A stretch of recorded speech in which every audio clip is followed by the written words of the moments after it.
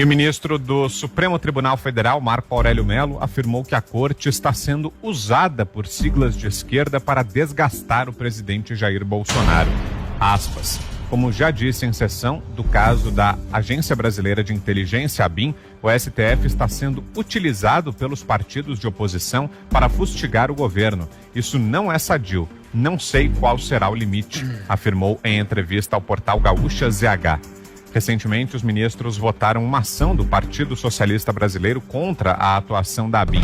Dessa forma, os magistrados decidiram restringir o poder do órgão. Quanto ao julgamento do relatório elaborado pelo Ministério da Justiça e Segurança Pública contra supostos membros do Antifas, movimento de extrema esquerda, Mello declarou, aspas, dossiê antifascista soa mal, mas o governo não estaria dando um tiro no pé, admitindo ser fascista? Publicado pelo portal UOL, o documento é chamado de dossiê pela imprensa tradicional. Conforme a papelada, cerca de 500 servidores públicos estariam ligados à agremiação de radicais. Foram os integrantes do Antifas que promoveram quebra-quebra em São Paulo em maio, numa manifestação contra Bolsonaro. Nesta quinta, o STF retomou o julgamento do caso do dossiê e formou maioria para determinar ao Ministério da Justiça que suspenda a produção de relatórios contra integrantes do movimento antifascista ou contra qualquer outro opositor político que haja dentro da lei. É muito séria essa avaliação do ministro Marco Aurélio e verdadeira, viu? O Supremo, há um cerco judicial, depois do cerco político, o Supremo está sendo usado e está aceitando ser usado, né? Eu costumo dizer que a estrada se faz caminhando. O que significa isso? É de que se os líderes entrassem no Supremo, não tivessem resposta positiva, esses líderes de oposição não repetiriam as ações. Mas conseguiram evitar nomeações do governo, conseguiram recuos. Então, por que não essa tentativa? E aí vem o ministro da Justiça e, com medinho, demite secretário e dá a impressão de que havia algo de irregular e algo de estranho nesse dossiê, que na verdade é um trabalho de inteligência. Esta decisão de hoje do Supremo Tribunal Federal, ela desmonta a possibilidade do governo ter informações muito, muito importantes, porque o sistema de inteligência do governo foi montado na presidência, mas espalhado por estatais e ministérios. É o acompanhamento que o governo faz aí contra a corrupção e que agora o Supremo Tribunal Federal, não sei exatamente por quê, está tentando impedir.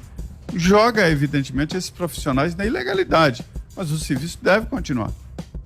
Eu acho interessante a voz do Marco Aurélio Mello nesse momento, né? Assim, eu queria assinalar, como eu assinalei agora há pouco em relação ao Rodrigo Maia, são personagens que eu tenho criticado sistematicamente. O Marco Aurélio Mello é um ministro que praticamente adotou um alinhamento com o PT no momento mais crítico da história. Isso é definitivamente lamentável. Mas eu acho o Marco Aurélio Mello, pelo acompanhamento das votações do trabalho desde que ele entrou na corte, eu acho o melhor ministro do STF se ele quiser ser. É o único que é inteligente ali, na minha opinião, e é o único que sabe o que é julgar, é o único que sabe ser juiz. Então, ele já fez uma crítica bastante severa e isolada também em relação à exorbitância do STF naqueles inquéritos obscurantistas, né? E agora ele traz um ponto, e eu acho o seguinte, Vitor, a gente tem que ser muito crítico às instituições, né? Tem essa hashtag, o STF é uma vergonha nacional, porque ele tem agido de forma vergonhosa sistematicamente em várias matérias.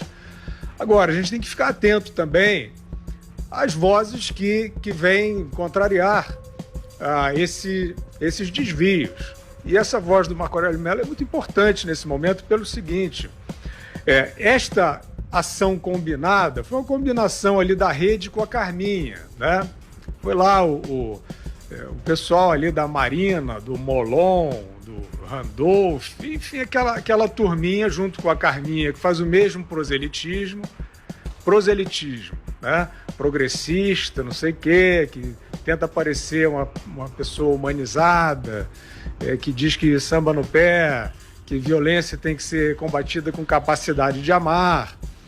E aí o que eles fazem? Agora tudo quanto é investigação que você queira estigmatizar vira dossiê. Por que isso é dossiê, eu pergunto?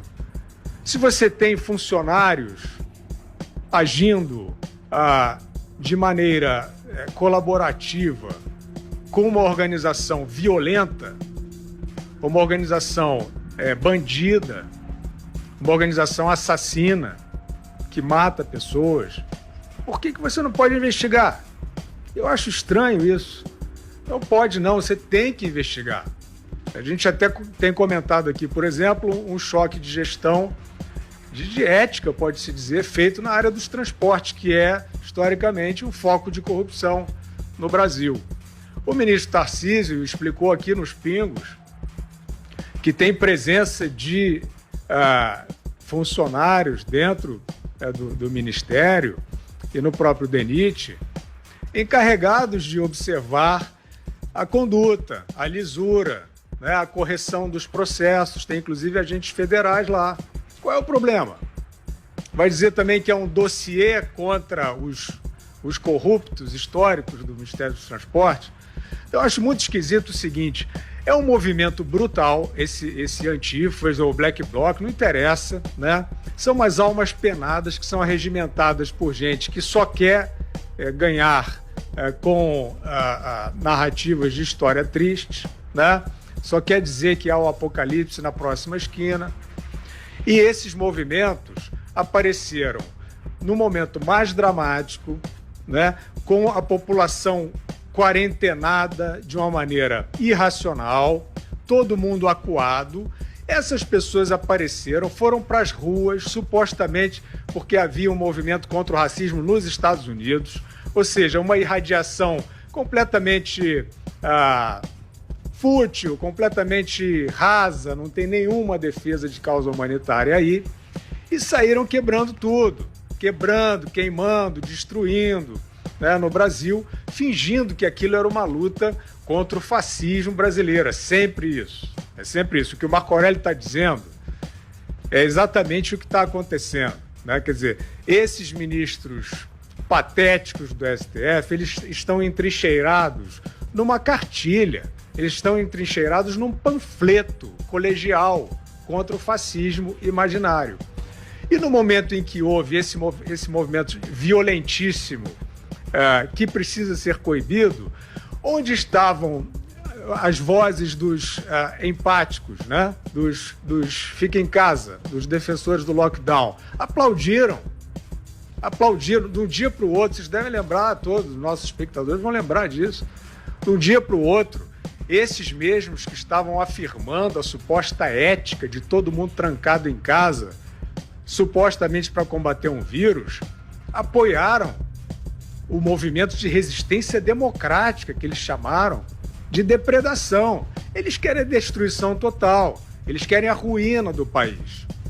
Então você tem uma responsabilidade na repartição, no órgão público, né? E de zelar pela boa conduta daqueles funcionários. Qual é o problema de você saber, né? Se tiver alguém ali, tem que entregar para a polícia. Tem que entregar para a polícia. Alguém que sai, que perpetra violência, né? Sem sentido, absurda. Esse é o gabinete do ódio, né? A gente não está falando de repartições, não está falando de serviço público, né? A tese não é essa, que fica escondido no gabinete para exercer o ódio, propagar o ódio. Esse é o gabinete do ódio. Então não é dossiê coisa alguma, é investigação contra o verdadeiro gabinete do ódio. Concordo inteiramente com o que disse o Guilherme e também quero fazer uma referência ao Marco Aurélio Mello.